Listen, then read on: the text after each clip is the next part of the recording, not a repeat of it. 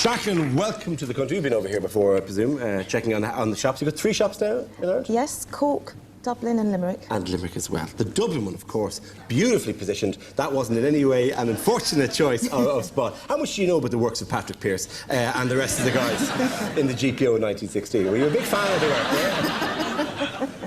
It certainly caused a stir. It certainly did, that's putting it mildly, with the filth and the nonsense. Going well over here? Is our appetite for you know... Absolutely, it's fun been and filth? fantastic, yes. Really? Absolutely.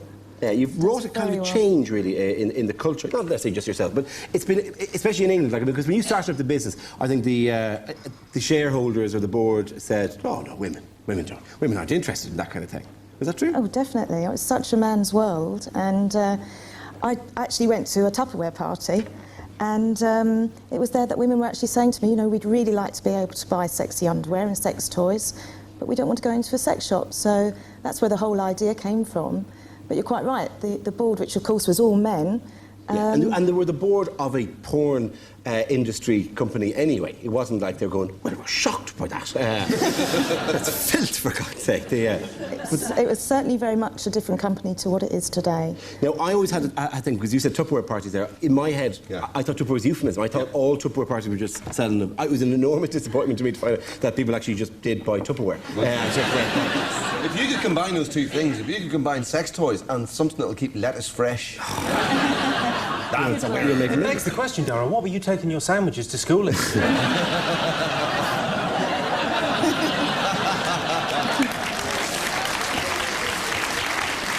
Jesus, man, these taste weird. So, how many do you do a year now, these, of the parties? Yeah. I mean, coming up to Christmas, about 8,000 parties a week, so hugely popular. That's a lot of rabbit you're shifting. It certainly is.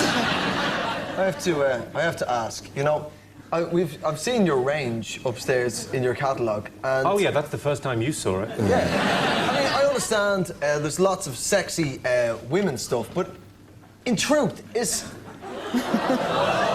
this...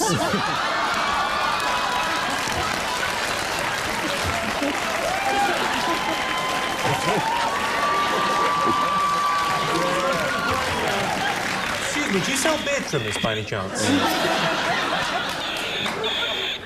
With actual... Sorry, is that making a monkey noise? It's making a monkey noise. No, that's me. You want to have that looked at? I do.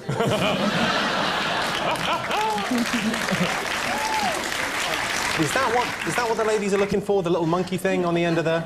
I can only speak for myself. You're loving it. It's... You do... I'd say, like... And you're doing so well. Oh, no. We do have a whole farmyard, by the way, so you don't have to just stop. You have what? We have sheep and horses and...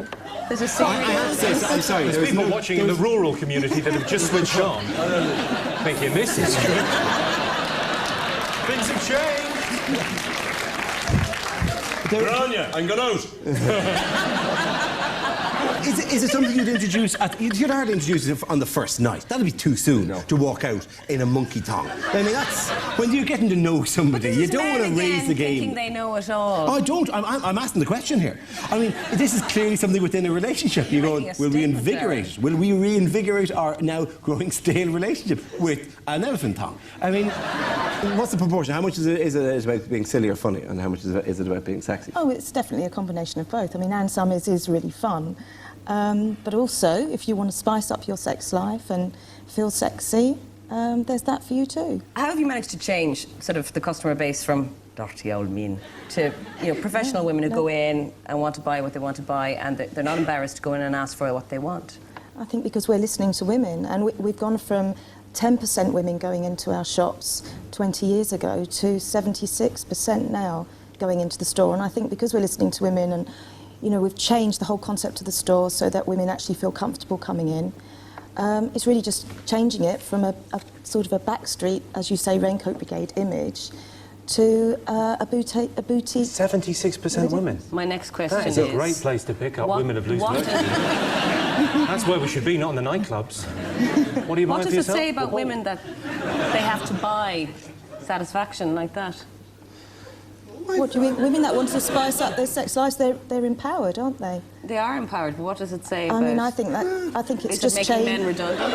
Oh, I see what you're saying. Yeah. Yeah. I think, if you're buying, you mentioned the rabbit earlier, which is our most successful selling line. I mean, it should be a sharing experience if you've got a partner. I can't compete with that. Mine doesn't do the twirly thing, so... I got nothing. For the 12 people watching this that you don't know what the rabbit is, referred to a Sex and the City episode, it's a multi-use, many-speeded vibrator station. Multi-use? Yes. I definitely wouldn't be stirring your tea with it. Cappuccino, maybe. Scrambled egg. Can I ask? No. I think you're underestimating the power of the rabbit. Jacqueline, have you heard that there's apparently Irish porn now? There's apparently... Oh, the leper porn. Leper porn.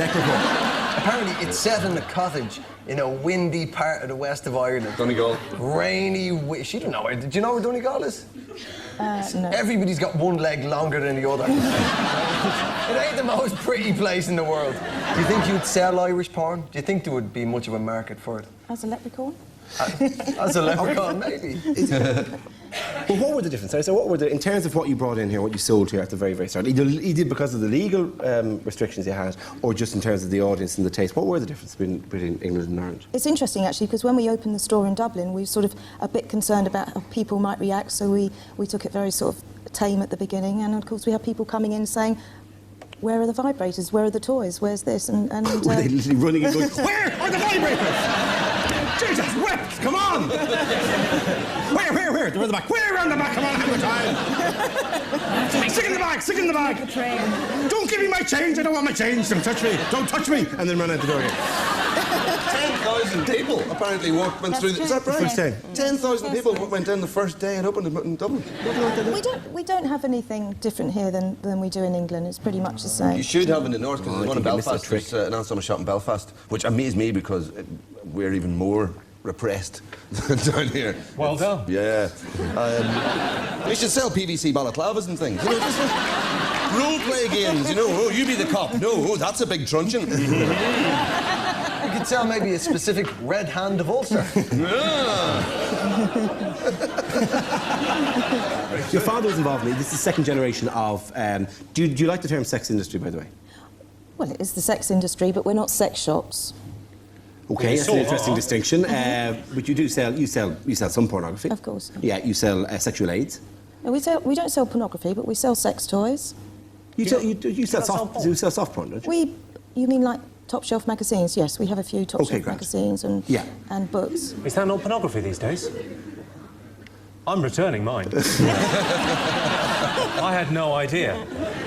What have I been knocking one out to? There is a huge difference between the sex shop and... Yeah, well, obviously between the hardcore stuff, the Soho stuff down, all that kind of stuff. But like, Did your father start this business? Yes. And then, was that not awkward kind of in the office, I would imagine? Because I imagine it's awkward working with your father at the best of times. Yeah, but when you're having to go, what do you think of this, Dad? It's the new range. That looks lovely, dear. I guess so, but we've been doing this business now for so long. Is it just very matter of fact? I mean, I always think if it makes me laugh when we're looking at the product, then I know it's going to make our customers laugh. So, yeah, we have fun. I mean, it's a fun business to be in. Who is Anne Summers? Well, there isn't an Anne Summers. It was... Damn it. You're the second most successful female businesswoman in the UK. Yes, After the Queen. So. Yeah, she's quite good as well. With really different range. Is she technically a busineswoman? No, it was somebody else. Yeah. He just said it, I just ran with it. Yeah, she's going, what's this? Fuck him, sack him. You'd presume she'd be able to do that. She's a queen, for Jesus' sake, you know what I mean? It'd be fairly bad. She's a German bird married to a Greek. I bet the porn would be amazing.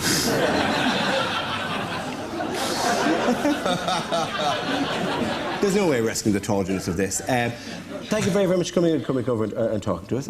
Continued success with it all. If nothing else, changing the nature of the industry from being, as you said, slightly grubby into something, I know we don't turn into an ad for the business, by the way, but nonetheless, it has changed the tenor of the whole sex industry. Not that you're involved in the sex industry, of course.